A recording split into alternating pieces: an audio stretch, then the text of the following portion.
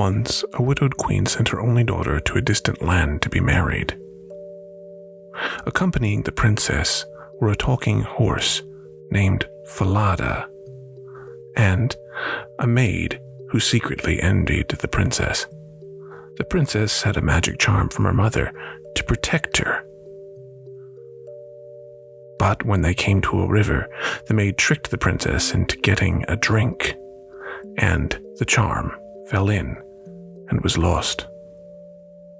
Seeing the princess was vulnerable, the maid betrayed her and forced her to switch clothes and horses.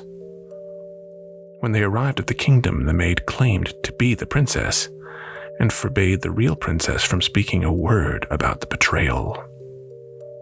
The false princess told the king to make her servant tend to the palace geese and had Falada the talking horse killed.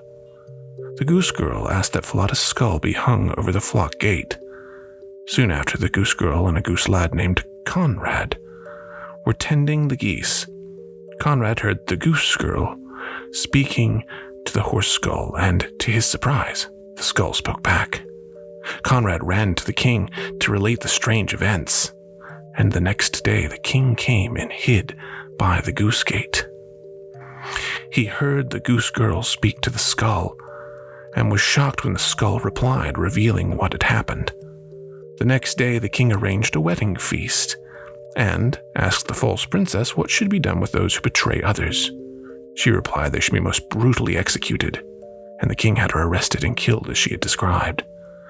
The king and the Goose Girl were wed and lived happily the rest of their days.